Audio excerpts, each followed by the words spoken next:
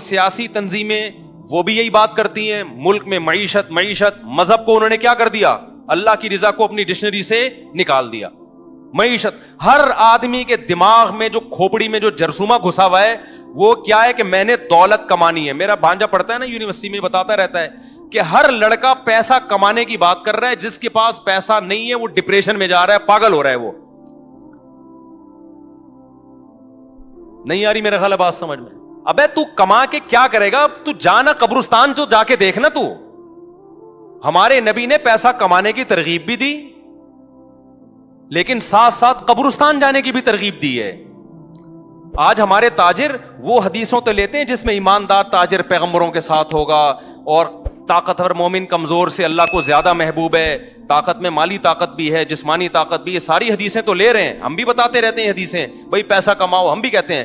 لیکن حدیث میں یہ بھی تو ہے کہ پابندی سے قبرستان جایا کرو. کیا کیا کرو, پابندی سے قبروں کو جا کے دیکھا کرو کہ تھوڑے دنوں میں لیٹنے والا ہوں میں یہاں پہ. اس سے پتہ چلتا ہے اسلام جو پیسہ کمانے کی ترغیب دے رہا ہے عیاشی کے لیے نہیں دے رہا. مسلم قوم کو پاورفل بنانا ہے, طاقتور بنانا ہے مسافر خانہ ہی. صحابہ تو غریب تھے بھائی زیادہ تر, پھر بھی کامیاب ہو گئے. ہوس کا مریض نہیں بنا رہا اسلام آپ کو. اسلام کہہ رہا ہے پیسہ کماؤ, دل میں جگہ نہیں دو. دل میں دنیا کیا ہے, مسافر خانہ. بار بار جو میں مثال دیتا ہوں, آپ بزنس کلاس میں جاؤ ٹرین میں, اچھا سفر گزرے گا آپ کا, لیکن اس بزنس کلاس سے دل تھوڑی لگاؤ میرے بھائی کہ یہ سیٹیں کتنی اچھی اور یہ ایئر کنڈیشن ہائے, میرا دل ہی نہیں چاہ رہا میں یہاں سے اتروں. جہاز میں جا رہے ہو, ایئر ہوسٹس پہ دل آ گیا آپ کا, یار میری والی تو ہے نہیں, یہ کتنی اچھی بٹن دباؤ, چائے پیش کر رہی ہے, شربت پیش کر رہی ہے, میں نہیں جا رہا, میں نہیں جا رہا. اگلا بولے گا بھائی تو پاگل ہے کیا, یہ مسافر خانہ ہے بھائی, تھوڑی دیر کے لیے تیرے پاس پیسہ زیادہ تھا تو چل جہاز میں آ گیا, ورنہ بس میں چلا جاتا. نہ بس سے دل لگانا ہے نہ جہاز سے. اور جہاز میں بیٹھا ہوا آدمی ان لوگوں پہ رش کر رہا ہے, ان کو جو بیچارے بس میں جا رہے ہیں, ٹرین میں جا رہے ہیں, ابے اکانومی کلاس میں جا رہے ہیں, ان کا دیکھو ناکام دنیا کے گھٹیا لوگ. تو عقل مند کیا کہے گا, بھائی منزل 24 گھنٹے کے بعد تو بھی وہیں پہنچے گا جہاں تو 1 گھنٹے میں جہاز میں پہنچ رہا ہے. منزل دونوں کی کیا ہے, سیم ہے. تو سفر پہ تھوڑی فخر کیا جاتا ہے. تو پیسے کی بکواس تو بہت ہو رہی ہے. یونیورسٹیوں میں جاؤ نا, ہمارے زمانے میں وہ ماحول تھا, اب تو اور آگے جا چکا ہے. ہر وقت پیسہ, ترقی. کوئی یونیورسٹی میں پروفیسر یہ نہیں بتا رہا کہ دنیا مسافر خانہ ہے, بیٹا اس سے دل مت لگاؤ. کوئی پڑھ لیا ٹھیک ہے, نہیں پڑھا تو بھی کوئی ٹینشن نہیں, ٹماٹر بیچے, وہ کچھ نہیں ہوتا بیٹا. یہ ٹماٹر بیچنے والے ناکام نہیں ہیں. اگر یہ ایمانداری سے بیچیں گے, یہ قیامت میں ان کے چہرے سفید ہوں گے, تمہارے کالے سیاہ ہوں گے. کوئی پروفیسر بتا رہا ہے یونیورسٹیوں میں, یہ باتیں تو بہت کی جاتی ہیں کہ یہ باتیں کوئی مولوی نہیں بتاتا. یہ بھی تو کہو یہ باتیں کوئی پروفیسر نہیں بتاتا. نہیں, یہ بات میرا خیال ہے علماء پہ تو طنز بہت ہوتا ہے. میں یہ بات بتا رہا ہوں, کوئی مولوی نہیں بتائے گا. لیکن کچھ اچھی باتیں ہیں جو پروفیسروں کو بھی بتانی چاہیے, لیکن کوئی پروفیسر نہیں بتاتا. خود پروفیسر ڈپریشن میں نفسیاتی ڈاکٹر خود ڈپریشن میں جا رہے ہیں, کیونکہ وہ کہہ رہے ہیں ہم نے نفسیات پڑھی تھی اتنی محنت سے کہ ہم لوگوں کو ڈپریشن سے نکالیں گے اور اس کے ہم پیسے لیں گے. لوگ ڈپریشن میں جا ہی نہیں رہے, ان کو اس بات کی ڈپریشن ہو رہی ہے, پیشنٹ ہی نہیں آ رہے. یا سارے ڈپریشن میں جا رہے ہیں لیکن وہ ادھر اس کو اس بات کی ڈپریشن ہو رہی ہے کہ پبلک ڈپریشن میں کیوں نہیں آ رہی ہے. یار نہیں بھی ہو رہی تو ہوگی نا اس بات کی, اس کو اگر بالفرض نہیں ہو رہی تو کسی ڈاکٹر کو اگر ڈپریشن کے مریض نہ ملے تو وہ تو اسی پہ ڈپریشن میں نے یار پڑھا ہوا سارا میرا برباد ہو گیا. میرے پاس آئے گا, میں کہوں گا کوئی بات نہیں, ٹماٹر بیچ یار, تو ٹھیلا لگا, تو نے نفسیات پڑھی ہے اور کوئی تجھے نفسیات کا پیشنٹ نہیں مل رہا, یا مل تو رہے ہیں لیکن وہ تو ان کا علاج نہیں کر پا رہا, وہ کہنے پھر بھی ٹھیک نہیں ہو رہے, ہم نہیں آ رہے, یا تجھے تمہاری مرضی کی فیس نہیں دے رہا, تو تم یہ کام چھوڑ کے کیا لگاؤ, ٹماٹر بیچو. نفسیاتی ڈاکٹر کر لے گا, کہہ رہا ہے بھائی میں ڈپریشن سے مر جاؤں گا. ابے تو اس کا مطلب جب تو خود اپنے آپ کو ڈپریشن سے نہیں بچا سکتا تو دوسروں کو کہاں سے بچائے گا تو. اصل ڈپریشن سے بچانا یہ نہیں ہے کہ ٹماٹر والے کو لینڈ کروزر میں ڈال دو, پھر تو سارے ڈپریشن سے نکلیں گے. اصل تو یہ ہے کہ جس حال میں, کیونکہ خدا ہم سے اپنی مرضی کے مطابق معاملہ کرتا ہے, ہماری چاہتوں کے مطابق معاملہ نہیں. ہر ٹماٹر والا چاہتا ہے کہ میں لینڈ کروزر میں گھوموں, لیکن خدا کی مرضی ہوتی ہے تو گھما دیتا ہے, نہیں ہوتی تو نہیں گھماتا. تو نفسیاتی ڈاکٹر کا کام یہ نہیں ہے کہ جو غریب ہے اس کی ڈپریشن پیسے دے کے ختم کرے, اس کا کام یہ کہ غریب کو غربت ہی میں ڈپریشن سے بچائے. تو کوئی نفسیاتی ڈاکٹر سے پوچھ لے کہ حضرت اگر آپ غریب ہو گئے تو یہ فارمولا آپ پہ فٹ ہوگا؟ وہ کہے گا ہاں تو آپ کو ٹھیک ہے، آپ یہاں سے نکلو، ٹماٹر بیچو، آپ ٹماٹر بیچو. ٹھیک ہے، کوئی یہ صحیح نہیں ہے کہ کلینک بند کر کے وہ ٹماٹر بیچے، لیکن حالات ایسے آ سکتے ہیں کہ نہیں آ سکتے؟ آپ اس سے یہ کہیں کہ فرض کریں ڈاکٹر صاحب اگر آپ غریب ہو گئے اور سارا مال آپ سے چھن جائے، کلینک بند ہو جائے اور آپ کو ٹماٹر بیچنے پڑے، تو جس چیز کے ذریعے آپ سامنے والے کو موٹیویٹ کر رہے ہو وہ کہانیاں سنا کے آپ اپنی آپ کو موٹیویٹ کر سکتے ہو اس وقت؟ تو اس کا ضمیر کہے گا بالکل بھی نہیں. اس کا مطلب ان تلوں میں تیل بولو نہیں ہے. اسلام نے بتایا بھائی قبرستان جاؤ، ٹھیک ہے نا، بولو یار ٹماٹر بیچ کے بھی ادھر ہی آنا ہے، خزانے کما کے بھی ادھر ہی آنا ہے. اور کتنی پیاری مثال دی ہے قرآن میں، مجھے تو اتنا مزہ آتا ہے یار. ہم جب مولوی بنے نا تو ہمارے لیے، میں اس پہ اس لیے بھی زیادہ بولتا ہوں، ہمارے لیے یہی چیلنج تھے، تو ہمیں یہی چیزیں سمجھا دی حضرت نے ہمارے لیے. تو میں تو بالکل ہمارے خاندان میں پہلے تو علماء گزرے ہیں، لیکن یہ جو نئی جنریشن ہے اس میں تو مولوی بننا ایک بہت بڑا عیب سمجھا جاتا ہے. اب میرے خاندان میں میرے کزن آرمی میں آفیسر ہیں، 2 کزن ہیں میرا خیال ابھی کرنل بن گئے ہوں گے، اور ڈاکٹر ہیں، انجینئر ہیں. اچھا ہمارا ایجوکیٹڈ خاندان ہے، پڑھا لکھا خاندان ہے. مجھے خیال آیا مولوی بننے کا. جب میں مدرسے گیا تو سب سے بڑا سوال یہ ہے کوئی ڈگری کیا ہوگی آپ کے پاس، اس کی ویلیو کیا ہوگی، پیسہ کیا ہوگا، کماؤ گے کہاں سے، کھاؤ گے کہاں سے. سب سے بڑے سوالات ہی بڑے بڑے پہاڑ تھے سوالوں کے. تو ہمارے حضرت فرمایا دنیا کیا ہے بھائی، مسافر خانہ ہے، ٹھیک ہے نا. ہم نے اس وقت سے انجوائے کر رہے ہیں الحمدللہ، اور انجوائے کے نام پہ منہ بھی چڑھا رہے ہیں لوگوں کا. انجوائے کے نام پہ. ابھی کچھ دن پہلے میں کسی مولوی صاحب کے پاس بیٹھا ہوا تھا، انہوں نے کہا یار تم کیا کرتے ہو؟ میں نے کہا مجھے تو اللہ نے ایسے کھلایا ہے کہ میں آگے آگے بھاگ رہا ہوں، رزق میرے پیچھے پیچھے بھاگ رہا ہے. مجھے تو اللہ نے ایسے کھلایا بھائی. ہم نے تو ابھی تک اللہ کا شکر ہے مولوی بنتے ہوئے بھی غربت نہیں دیکھی. آپ کہہ سکتے ہو شاید جب میں مولوی بن رہا تھا مدرسے میں 8 سال، تو کروڑوں روپے مجھے گھر سے جیب خرچی ملتی تھی. میں جب بتاتا ہوں نا اپنے پرانے حالات کہ میرے پاس اس کے پیسے بھی نہیں تھے، اس کے پیسے بھی نہیں تھے، اس کا مقصد یہ نہیں ہوتا کہ میں اس وقت اپنے آپ کو غریب سمجھتا تھا. الحمدللہ میں اس وقت بھی اپنے آپ کو دولت مند سمجھتا تھا کہ میری ضرورت اتنی بھی نہیں ہے، پھر بھی مجھے اللہ یہ ضرورت پوری کر رہا ہے. نہیں یہ بات میرا خیال ہے. ہم جب مدرسے میں گئے دوپہر کھانا 11 بجے لگتا تھا وہاں پہ. میں سوچتا تھا کہ یار میرے تو یہ بھی اوقات نہیں تھی کہ مجھے دوپہر کھانا ملے. کھانا کیا کر رہا ہے، مل رہا ہے مجھے اور مزہ بھی آ رہا ہے کھانے میں. تو اللہ نے میری یہ ضرورت، حالانکہ اس کھانے کے ہم پیسے بھی جمع کراتے تھے، میرے والد صاحب پیسے دیتے تھے اس کھانے کے.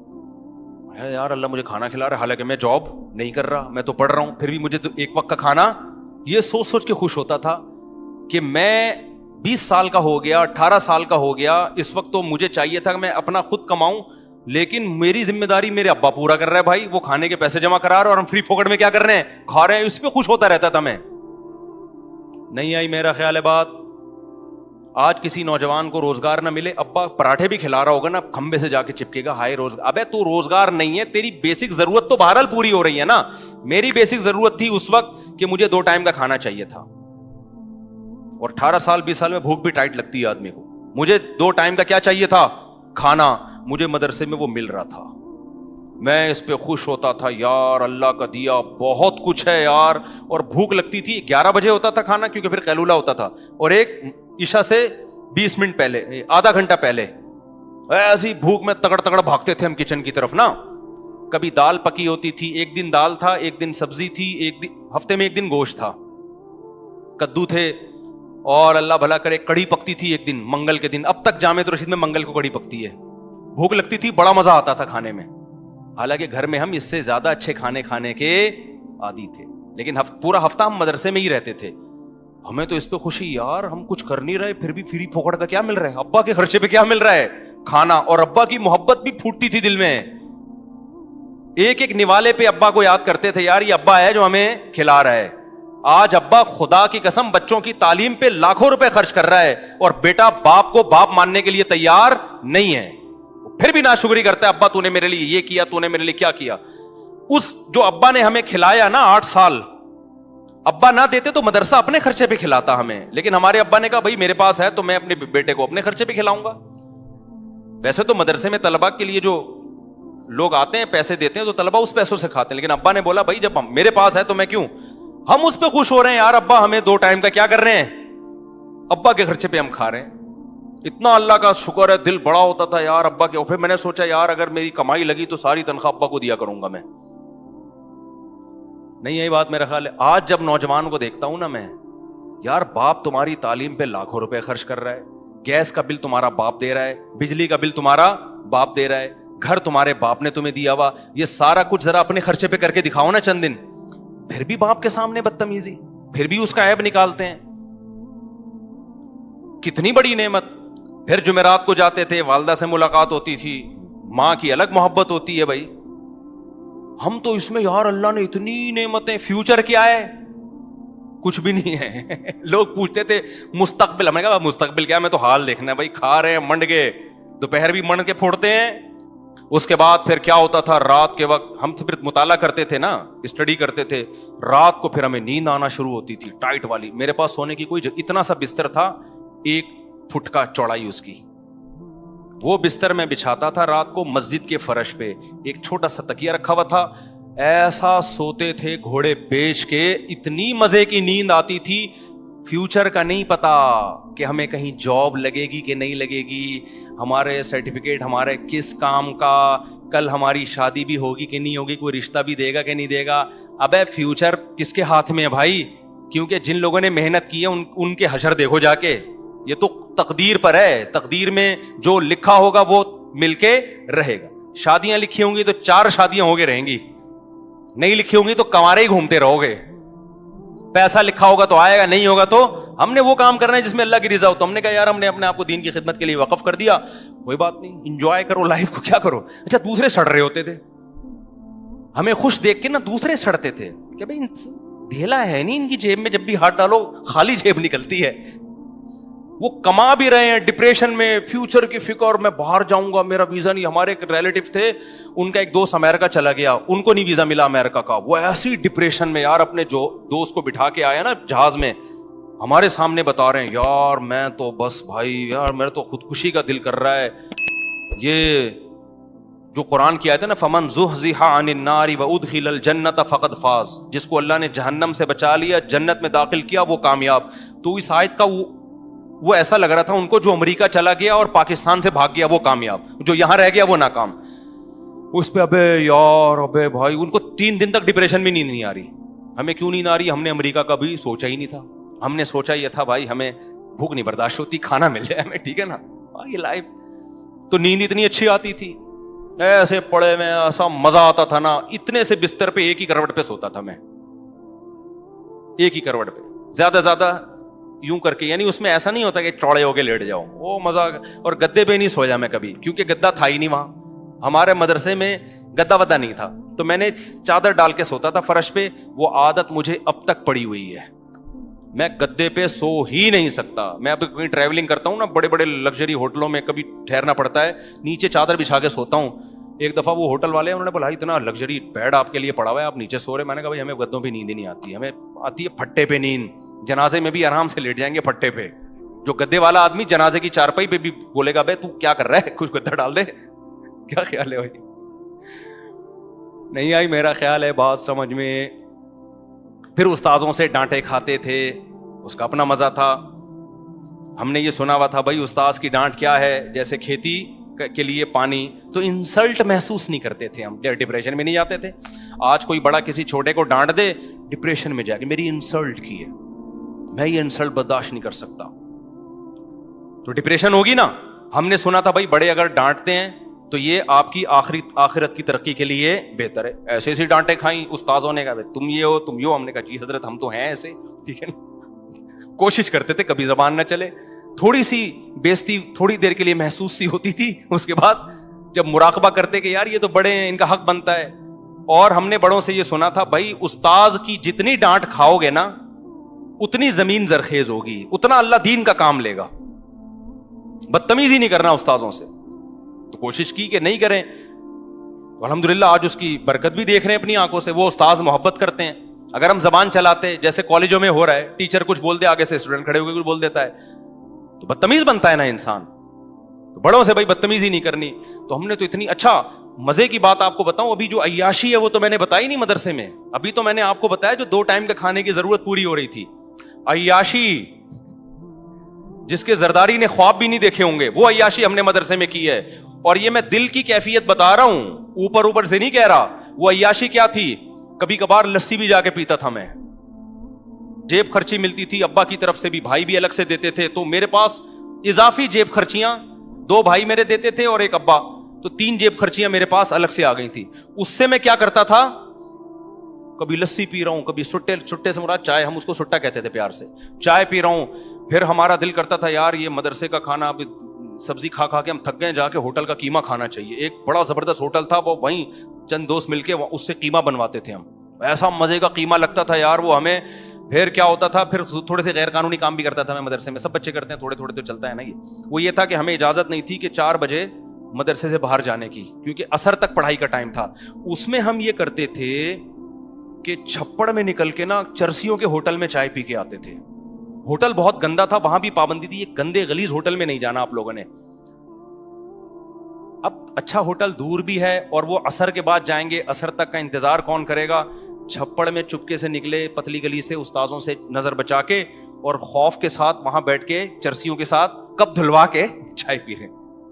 غیر قانونی کام, اور چھپڑ میں آ رہے ہیں. اس کا اپنا مزہ تھا خدا کی قسم, کیونکہ جب آدمی غلط طریقے سے, چائے ویسی کون سی اچھی چیز ہے, غلط طریقے سے چائے پیتا ہے نا, اس کو جرم کا احساس ہو, اس چائے کا مزہ آج تک ہمیں اب تک نہیں آیا, کیونکہ احساس ہوتا تھا غلط کر رہے ہیں. تو یہ بھی ایک مزہ ہے بھائی. چھپڑ میں چپ کے آ کے بیٹھ گئے ایسے گنڈے بن کے, جیسے پتہ نہیں مطالعہ کر کے نا تھک گئے بہت زیادہ. چھوٹی سی, اس سے زیادہ نہیں شرارت کی ہم نے الحمدللہ مدرسے میں. تو اس کو ہم سمجھتے تھے کیا ہے عیاشی. ہمارے دوست تھے, ہم ان کے ساتھ کیا کرتے تھے, ایک دور جو ہے نا ریڈی پہ کلیجی بناتا تھا بڑی ٹائٹ, وہاں جانا بھی انلیگل تھا, گورنمنٹ کی طرف سے, مدرسے کی طرف سے پابندی تھی. اب ہمارے پاس پیسے ہوتے تھے یار, کچھ تو کھائے نا باہر جا کے, تو ہم کیا کرتے تھے, چھپڑ میں نکل کے ایسے منہ پہ رومال ڈال کے, وہ کلیجی والے سے ریڈی میں کلیجی بنوائی, چھپڑ میں بیٹھ کے کھایا اس کو. بڑی مزے کی بناتا تھا وہ, ایسا مزہ آتا تھا. آپ کہہ سکتے ہو مفتی صاحب غریب خاندان کے ہو گئے آپ بہت زیادہ, اس لیے آپ کو کلیجی کھانے میں مزہ آ رہا ہے. میں نے اپنے خاندان کا انٹروڈکشن آپ کو پہلے کروا دیا. اس کا خاندان سے تعلق نہیں تھا, ہمارے گھر میں سب کچھ تھا کھانے پینے کو. 200 گز کا بڑا گھر تھا ہمارے ابا کا, اور خاندان کا بھی میں نے انٹروڈکشن کروا دیا. اصل میں جو مفتی رشید احمد صاحب ہمارے شیخ تھے نا, انہوں نے بتایا تھے دنیا کیا ہے, مسافر خانہ, لہذا ہمیں اس میں ریڑھی کی کلیجی بھی بڑی مزے کی لگ رہی تھی, اور دکان کی لسی کا ہمیں مزہ آ رہا تھا, اور چرسیوں کی چائے کا ہمیں. اچھا اس ہوٹل میں بڑے مزے تھے. چرسی نا ہیروئن چی تھے, چرسی نہیں, بیٹھے نا جھوم رہے ہوتے تھے. انہیں دیکھ کے ہماری تھوڑی بہت جو پڑھائی کی ٹینشن ہے وہ ختم ہوتی تھی. یہ جو میں بیانات میں اتنا ہیروئنچیوں کا, چرسیوں کا تذکرہ کرتا ہوں نا, کیونکہ میں نے اس ہوٹل میں بہت دفعہ ہیروئنچیوں کے ساتھ بیٹھا ہوں, اللہ کا شکر ہے لگایا نہیں ہم نے کبھی. ہم باہر جا کے پہلے اپنے کپ دھلواتے تھے کہ ابے ایسا نہ ہو کہ تو وہ تو مجبوری تھی نا, دور جانے کی اجازت نہیں تھی ہمیں. اجازت تھی لیکن ٹائم پہ, ہم تو غیر قانونی ٹائم پہ جا رہے تھے. تو وہاں ہیروئنچیوں کو ہم دیکھتے تھے, کوئی ادھر گر رہا ہے, کوئی ادھر گر رہا ہے, ایسی ایسی باتیں پھینک رہے ہیں یار, اس کو انجوائے کرتا ہے آدمی. خدا کی قسم فیوچر کا کچھ پتا نہیں تھا. یہ بھی نہیں پتا تھا کسی مدرسے میں بھی ملازمت ملے گی کہ نہیں ملے گی. کیوں, ہمارے حضرت نے بتا دیا دنیا کیا ہے, مسافر خانہ. اور پھر جو حضرت کہہ رہے تھے ہم اپنی آنکھوں سے دیکھ بھی رہے تھے. حضرت کے پاس نوٹوں کی گڈیاں آتی اتنی بڑی بڑی, زمینوں سے پیداوار آتی. حضرت فرماتے ساری صدقہ, ساری کیا ہے, صدقہ. حضرت فرماتے تھے میں ریا اس لیے کر رہا ہوں آپ لوگوں کی تربیت کے لیے, یہ کام میں چھپا کے بھی کر سکتا ہوں. تو حضرت نے کہ اپنا ذاتی گھر بھی نہیں بنایا, پھر آخر عمر میں اپنی اہلیہ کے لیے ایک فلیٹ خریدا تھا. اور حضرت کیا کرتے تھے, جو آ رہا ہے مال, صرف اپنا مہینے کا جو خرچہ ہے نا وہ حضرت بچاتے تھے. گیس کا بل, بجلی کا بل, اور کھانا بڑا ٹائٹ ہوتا تھا حضرت کا. ناشتے میں سیب, ہاف بوائل انڈے, اور پھر دوپہر کا کھانا, رات کا کھانا, وہ بڑا لگژری, لباس لگژری. لیکن حد ہوتی ہے نا ایک چیز, ہر چیز کا جو منتھلی خرچہ ہے وہ رکھا. باقی حضرت کہتے ہیں میں گنتا نہیں کہ لاکھ روپے, کروڑ روپے, ارب روپے, سارے کیا فی سبیل اللہ. مسافر خانہ ہے بھائی, نکالو. نہیں ہے ہمارے خیال بات سمجھ میں. کھایا اچھا, کیونکہ مسافر خانہ ہے تو اگر بزنس کلاس میں چلے جاؤ تو اچھی بات ہے نا, کیا خیال ہے. لیکن دل نہیں لگایا. بزنس کلاس میں آپ کو چیزیں مل رہی ہیں, آپ نے جیبوں میں ڈالنا شروع کر دی کہ میں منزل پہ لے گیا. ابے بھائی یہیں کھاؤ پیو ہلکے پھلکے ہو کے منزل پہ چلے جاؤ. سمجھ تو ہم دیکھ بھی رہے تھے حضرت کو کہ جو کہہ رہے ہیں مسافر خانہ ہے تو سمجھ بھی رہے ہیں. اور جس دن حضرت کا انتقال ہوا, مدرسے کے گھر سے حضرت کا جنازہ اٹھائے, حضرت کا اپنا ذاتی گھر نہیں تھا. ہم نے کہا حضرت اچھے رہ گئے کہ جتنا آیا صرف ضرورت کا رکھا, اور اتنا رکھا جس سے لائف اچھی گزر سکے. حضرت کے گھر میں ایئر کنڈیشن بھی تھا, حضرت کے گھر میں مہنگے مہنگے عطر تھے, وہ سب حضرت کے پیسوں کے خریدے, بہت سے ہدیے بھی آتے تھے, اور حضرت کا لباس بہت اچھا, پگڑی بہت اچھی, اور ہر چیز بہت اسٹینڈرڈ. گاڑی ایسی خاندانی کہ آپ کی سوچ ہوگی. وہ میں بتاتا ہوں نا, کویت کے شہزادے سے گاڑی خریدی تھی. ہر چیز اچھی, بچانا نہیں ہے کیونکہ مسافر خانہ ہے. نہیں ہے بات, تو جو آ رہا ہے نکال رہے ہیں, جو آ رہا ہے کیا کر رہے ہیں, نکال رہے ہیں. تو جب حضرت کا انتقال ہوا, ہم نے کہا بھائی یہ خوش قسمت ہے. کیا خیال ہے؟ اب واقعی پتہ چل گیا یہ کیا تھا, مسافر خانہ. ہم نے جنازہ اٹھایا, وہیں ہم نے جنازہ پڑھایا, ہم نے خود اپنے ہاتھوں سے دفنایا, اور ہمیں یقین ہو گیا بھائی واقعی یہ کیا ہے. بولو مسافر خانہ ہی. اچھے رہ گئے جو آخرت کے لیے بھیج دیا. نبی صلی اللہ علیہ وسلم گھر تشریف لائے نا, حضرت عائشہ سے پوچھا کہ کچھ کھانے کو ہے. فرمایا کہ کچھ ہدیے میں کچھ گوشت آیا تھا, کوئی سیری وغیرہ آئی تھی, تو یہ رہ گیا ہے, یہ باقی ہے, باقی سارا میں نے صدقہ کر دیا. یار غربت کتنی تھی, اس میں صدقے ہو رہے ہیں. اور آج جو کھمبوں سے لٹک رہا ہے نا بے روزگاری میں, خدا کی قسم وہ اس غربت کا تصور نہیں کر سکتا جس غربت میں صحابہ رہے ہیں. اچھا اس زمانے میں جب میں پہلی حدیث مکمل کر دوں, نبی نے فرمایا کہ عائشہ گھر میں کچھ ہے, انہوں نے فرمایا یا رسول اللہ یہ تھوڑا باقی رہ گیا, باقی صدقہ. آپ نے فرمایا جو صدقہ کیا وہ باقی رہ گیا, یہ ختم ہو جائے گا. اصل باقی وہ رہ گیا جو کیا کر دیا ہے, صدقہ. مسئلہ سارا یہ ہے کہ نہ نفسیاتی ڈاکٹر دنیا کو مسافر خانہ سمجھنے کے لیے تیار ہے, گورا تو ویسے ہی نہیں سمجھتا, نہ ہم سمجھنے کے لیے تیار ہیں. تو ڈپریشن تو میرے بھائی ہوگی. نسوا اللہ فانساہم انفسہم. اللہ کہتا ہے جو اللہ کو بھولے گا نا, میں سب سے پہلے اسے اپنا آپ بھلاؤں گا. وہ اپنے فائدے کی چیزیں بھول جائے گا, ہوس میں دولت کے پیچھے بھاگے گا وہ پاگلوں کی طرح, اور اس سے ریلیشن کیا ہوں گے, ختم. جب آپ گھسیٹنے کی فکر کرتے ہو اس سے محبتیں ٹوٹتی ہیں, جب دیتے ہو تو محبتیں بڑھتی ہیں. حاتم تائی کا نام لوگ محبت سے لیتے ہیں نا, دیتا تھا, لیتا تھوڑی تھا لوگوں سے. ہمارے نبی کے ہاتھ پہ کتنے عرب کے بڑے بڑے سردار اس بیس میں مسلمان ہوئے کہ ہم نے ان کو ایسا سخی دیکھا اتنی غربت میں, یہ واقعی اللہ کے نبی ہیں, یہ دنیا کو واقعی مسافر خانہ سمجھتے ہیں. تو وہ کیا بات کر رہا تھا, ایک دم ذہن سے نکل گئی. ہاں تو میں عرض کر رہا تھا کہ پتہ نہیں ایک بات دماغ میں آئی تھی, واقعہ آیا تھا, وہ دماغ سے ہی نکل گیا. تو یہ جو بے روزگاری میں خودکشیاں ہو رہی ہیں, بے روزگاری نہیں ہے, یہ عیاشی کے شوقین ہیں. ہاں میں بتا رہا تھا کہ جب ہم ایسی ہمارے حالات تھے نا کہ مدرسے میں ایک دن ٹائم پہ دال کھا رہے ہیں, رات کو کڑی کھا رہے ہیں, ٹھیک ہے, وہ بڑی مزے کی کڑی ابھی بھی ہوتی ہے, بڑی ٹائٹ کڑی ہوتی ہے.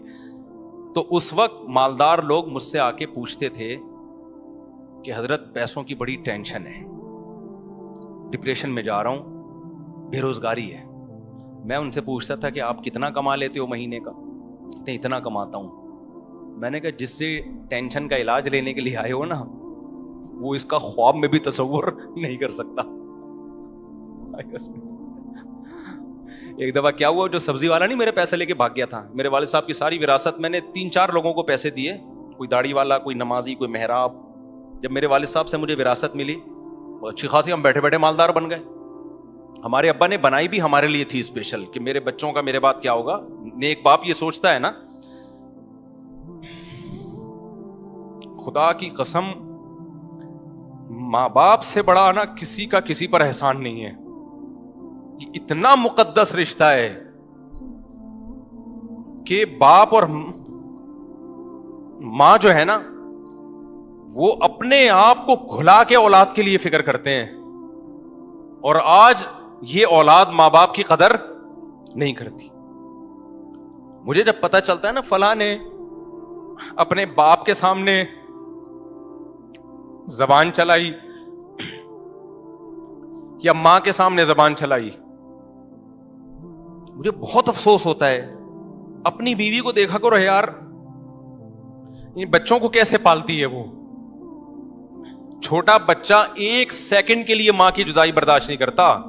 آپ بچپن میں ماں کے اتنے محتاج تھے, 1 سیکنڈ کے لیے ماں کی جدائی برداشت نہیں ہوتی, چپکا رہتا ہے ماں کے ساتھ, ایسے چیختا ہے, اور بڑے ہو کر کیسے بھولتا ہے, بڑے ہو کر کیسے بھولتا ہے.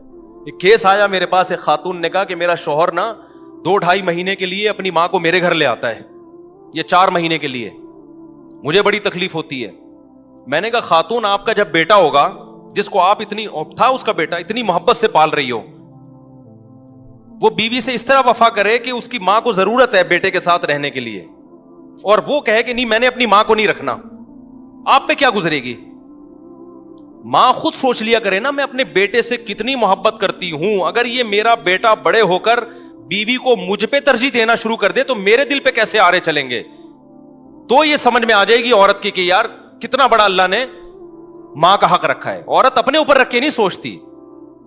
اور ہمارا کلچر, ہمارے اسکالرز, وہ سب آج اولادوں کو ماں باپ کے خلاف کر رہے ہیں. سوچ نہیں سکتے آپ ماں باپ کے کتنے احسانات ہیں, بھول جاتا ہے انسان. تو میں پتہ نہیں کیا بات کر رہا تھا یہ. ہاں, ماں باپ تو کوشش کرتے ہیں نا بھائی, ہمارا سب کچھ, ہمارے ابا نے بھی کوشش کی کہ یار میں جاؤں تو یہ, خاص طور پر میں اور میرا چھوٹا بھائی مولوی بن رہے تھے, انہوں نے کہا یار یہ تو کچھ کمانے دمانے کے ہیں ہی نہیں, تو ان کے لیے تو کچھ کر کے جاؤ. لو ابا بہت کچھ کر کے گئے, لیکن اللہ نے بتا دیا ملے گا وہی جو تمہاری تقدیر میں لکھا ہوا ہوگا. ابا نے ہمیں اتنی وراثت دے دی, ہم نے, اب جب میں مولوی بن چکا تھا وراثت بھی آ گئی. اب ہمیں کیا ہوا, شادی بھی میری ہو چکی تھی, اس کے بعد وراثت ملی. میں نے کہا اب دماغ میں خیالات, اب تو چونکہ اللہ نے دیا ہے, اب میں کیا بنوں گا, بزنس مین. اب ادھر سے بندہ آیا, مفتی صاحب سنا ہے آپ کے پاس بہت پیسے ہیں. اچھا, میں تخصص کر چکا تھا تو لوگ مجھے مفتی صاحب کہنا شروع ہو گئے تھے, فتوی کا جو ہوتا ہے نا نصاب. میں نے کہا جی فرمائیے کیا کام ہے.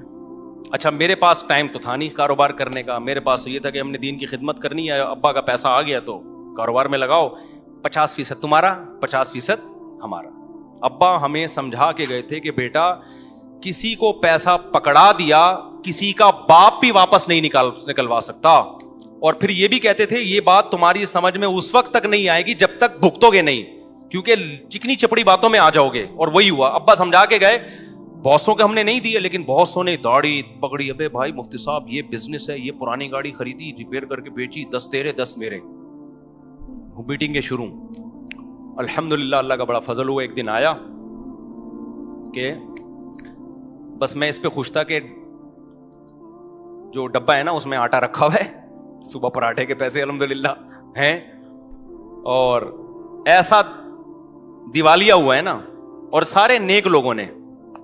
تو آخر میں جو مجھے چونا لگا کے بھاگا ہے نا, جس نے سب سے بڑا نقصان کیا, وہ کہتا تھا, میں اسے کہتا یار میرا بڑا نقصان ہوا ہے, لوگوں کو پیسے دے کے, بڑی داڑیوں والے بھی دیکھے, اور بعض ایسے بھی دیکھے جن کے تبلیغ میں وقت لگے ہوئے ہیں, بعض ایسے بھی دیکھے جو یوں کرتے ہیں, بعض ایسے بھی دیکھے جن کا بڑا چلتا ہوا بزنس. بھائی میں تو کہتا ہے اصل میں خاندانی آدمی سے کبھی آپ کا مفتی صاحب واسطہ نہیں پڑا. یہ وہ تھا جو سب سے بڑا چونا لگا کے بھاگا تھا.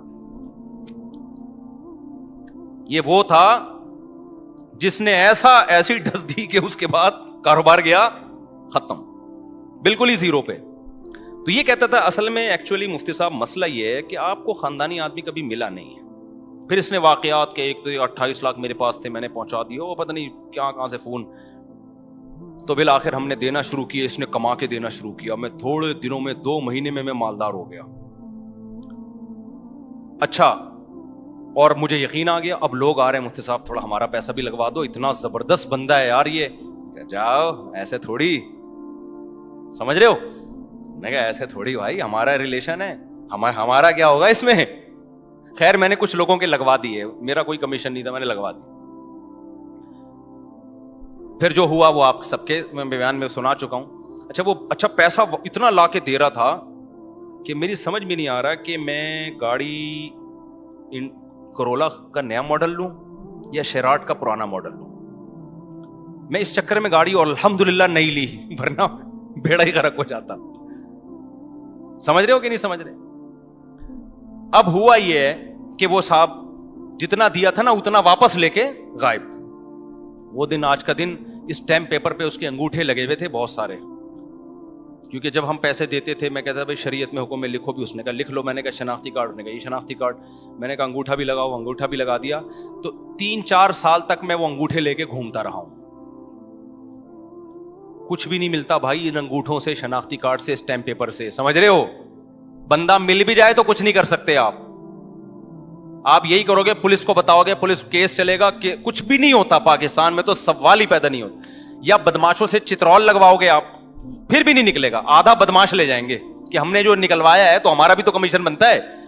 تو کچھ بھی نہیں, جب پیسے دیے تو اسی دن سے انا للہ و انا الیہ راجعون پڑھ لیا کرو. اچھا, میں جو اصل واقعہ بتا رہا تھا کہ میں بالکل زیرو پہ آ گیا اور میرے 2 گھر بھی تھے, تو مجھے چند سیکنڈ کی ٹینشن ہوئی ہے, چند سیکنڈ. جب میں گیا نا, میں نے دیکھا بندہ تو تالا لگا کے بھاگ گیا, ایک دم ایک تھوڑا سا دھچکا لگا. اس کے بعد اللہ کا شکر ہے وہ دن, آج کا دن مجھے دوبارہ ٹینشن نہیں ہوئی. کیوں؟ ہم نے کہا یہ تو غریبی میں ملے تھے بھائی وراثت کے, ٹھیک ہے نا. گھر گیا, مجھے وہ دن یاد ہے 10 بجے, گھر والوں کو بھی میں نے بتایا نہیں تھا کہ سارا پیسہ غائب ہو گیا, گھر کچھ بھی نہیں بتایا میں نے, وہ بیان سے ہی گھر والوں کو شاید پتا چلا ہوگا. جب میں گھر آیا تو بچے میرے سو رہے تھے, پنکھا چل رہا تھا, کچن میں گیا, آٹا ہے, دال ہے, راشن ہے, گھر کا ناشتے کے پیسے بھی ہیں, دوپہر کھانے کے بھی ہیں, رات کھانے کے بھی ہیں. میں نے کہا یار اللہ نے اتنا دیا ہے کہ ابھی بھی فل عیاشی والی زندگی گزر رہی ہے الحمدللہ, مجھے ٹینشن نہیں ہوئی. تو میرے دوست مجھے کہتے تھے یار آپ کو تو برین ہیمریج سے مر جانا چاہیے تھا. میں کہہ رہا کس بات پہ مرتا ہے یار, یہ اللہ نے میری ضرورت سے ابھی بھی مجھے. میں نے کہا تیری کتنی ہے؟ اس نے کہا 1. میں نے کہا میری کتنی ہے؟ 2. میں نے کہا ٹینشن سے تجھے مرنا چاہیے. باتیں کر رہے ہیں ہمارے سامنے آ کے, 1 لے کے گھوم رہا ہے اور ہمارے سامنے شو مار رہا ہے. سمجھ رہے ہو بات کو؟ میں گلگت گیا نا, میری تیسری شادی کے لیے رشتہ تھا, انہوں نے انکار کر دیا لڑکی والوں نے, تو وہ ان کو مجھ پہ ترس آنے لگا. میں نے کہا ترس کھانے کی ضرورت نہیں, ابھی بھی 2 ہیں تمہاری, ابھی ترس ہم تم پہ کھائیں گے. تو مجھے ذرا بھی الحمدللہ ٹینشن نہیں, اس دن سے آج تک کوئی ٹینشن نہیں, کیونکہ مجھے کھانے کو مل رہا ہے بھائی. فیوچر ہم نے پلاننگ کی نہیں ہے ٹوٹ پٹانگ قسم کی کہ ہمیں یہ چاہیے ہمیں وہ چاہیے. بھائی ہمیں بچوں کے لیے نان نفقہ چاہیے, گھر والوں کو کھلانے کے پیسے چاہیے, عیاشی کسی بھی بیگم کو چاہیے تو بھائی ہمارے پاس جو ہے ہم اسی حساب سے آپ کو کھلائیں گے, نہیں ہے تو پھر آپ ٹھیک ہے بھائی پھر جاؤ. جیسے نبی نے فرمایا تھا نا اپنی ازواج سے کہ ہمارے ساتھ رہنا ہے تو اسی اسٹائل میں رہنا ہے, نہیں ہے تو ہم چوری تھوڑی کریں گے, اب جا کے ڈپریشن میں تھوڑی جائیں گے. تو اللہ کا شکر ہے ہمارے گھر والے بھی رہتے رہے. ان دنوں میں ایک بندہ آیا اور اس نے مجھے کہا کہ مفتی صاحب, یہ 2006 یا 7 کی بات ہے, مفتی صاحب میرے 80 لاکھ روپے کا لاکر سے کوئی بندہ لے گیا ہے, 80 لاکھ روپے, اور میں 1 ہفتے سے ٹینشن میں سویا نہیں ہوں. میں نے کہا بچے کتنے ہیں آپ کے پاس؟ کہہ رہے ہیں وہ تو بینکوں میں پڑے ہوئے ہیں, پتہ نہیں 80 کروڑ ہوں گے, کتنے ہوں گے. میں نے کہا اللہ کے بندے, میرا جو بندہ پیسے لے کر گیا ہے نا, میں 0 روپے بچے ہیں میرے پاس. کتنے بچے ہیں؟ 0, 1 روپیہ نہیں ہے, اور مجھے ٹینشن نہیں ہو رہی, اور تیرے پاس ابھی بھی لاکھوں روپے پڑے ہوئے ہیں اور تو مجھ سے آ رہا ہے. ہونا تو چاہیے میں تیرے پاس آؤں, صحیح ہے نا, کہ بھائی میرے پاس ایک بھی نہیں. تو میں نے کہا یہ پیسوں کا مسئلہ نہیں ہے, یہ اوپر کی سیٹنگ کیا ہے, آؤٹ ہوئی بھی ہے. تو میرے بھائی اگر اسلام پہ آ جاؤ, میں تو کوئی شو مارنے کے لیے باتیں نہیں کر رہا, اللہ کی نظر انسان سے ہٹ جائے 2 ٹکے کی ویلیو نہیں رہتی اس کی. بعض چیزیں بتانی پڑتی ہیں کہ ہم نے جو بڑوں سے سیکھا ہے پارسل کرنا پڑتا ہے تاکہ آپ لوگوں کو فائدہ ہو. اور یہ جو خودکشی کے واقعات ہو رہے ہیں نا بے روزگاری میں, اس میں حکومت کو تو ویسے ہی برا بلا, غریبی میں وہ تو ان خودکشی کے حالات دیکھ کے نہیں کہا کرو کہ اصل میں گورنمنٹ ایسا کر رہی ہے جس سے لوگ خودکشی ہو رہی ہے. گورنمنٹ جتنی بھی کرپٹ ہو, ٹھیک ہے بولو گورنمنٹ کو برا بلا تاکہ ان کو تھوڑی سی, ان کو بھی تھوڑا تنبیہ ہو, لیکن خودکشی کے حالات میں خودکشی کرنے والے پہ کبھی ترس نہ کھایا کرو. یہ بولا کرو یہ دنیا کا غلام تھا, دنیا مردار. نبی نے فرمایا اللہ کی نظر میں اس دنیا کی حیثیت مچھر کے پر کے برابر نہیں ہے. اللہ کے نبی نے ایک دفعہ کچرے کے ڈھیر سے گزرے, بکری کا مرا ہوا بچہ پڑا تھا. آپ نے فرمایا بتاؤ اس بچے کو کون اتنے درہم میں خریدے گا؟ صحابہ نے کہا یا رسول اللہ مردار ہے, کون خریدے گا؟ آپ نے فرمایا اللہ کی نظر میں دنیا کی ویلیو اس سے بھی کم ہے. تو جس سے وہ مردہ بکرا چھن جائے اور وہ خودکشی کر رہا ہو, تو خودکشی کرنے والا قابل ترس نہیں ہے, خودکشی کرنے والا قابل ملامت ہے. کہ ابے دنیا مردار پہ تو نے جان دے دی, ملک پہ جان دیتا, ماں باپ کی عزت پہ جان دیتا, دین کی خاطر جان دیتا, مظلوم کی مدد کے لیے جان دیتا, اچھا لگتا. ٹکوں پہ مر رہا ہے, صحیح نا, روٹی نہیں ملی ایک وقت بھی, اس پہ مر رہا ہے. نہیں آ رہی بات میرا خیال ہے سمجھ میں؟ تو یہ خودکشی کرنے والوں پہ ترس نہیں کھایا کرو. مجھے بہت افسوس ہوتا ہے جب نیچے کہا ہائے بیچارے غربت مہنگائی. ابے تو بیچاروں پہ کر رہے اس کو, توندے بھری ہوئی ہیں ان کی کمبختوں کی. یہ ہوس ہے, ہوس, زیادہ چاہیے اور زیادہ چاہیے اور زیادہ چاہیے اور زیادہ چاہیے. اور یہ ہوس کا مریض ان کو میڈیا نے بنایا ہے, گورے نے بنایا ہے, غیر مسلموں نے بنایا ہے, اور لبرل لوگوں نے بنایا ہے جو ہر وقت پیسے کے پیچھے بھاگتے ہیں. مذہب آپ کے دل کو سے پیسے کی محبت نکالتا ہے. پیسہ کمانے سے منع نہیں کرتا, پیسہ جیب میں ہونا چاہیے, دل کے اندر نہیں ہونا چاہیے. اور دل سے پیسہ جب تک نہیں نکلے گا جب تک دبا کے اللہ کی راہ میں خرچ نہیں کرو گے. نکالو, ایسے نکالو کہ دل سے نہ لگے کہ دل میں تکلیف ہو رہی ہے. وہ صدقہ ہوتا ہے. تھوڑا سا اندر کیا ہو, زخم ہو کے یار یہ میں کیا کر رہا ہوں,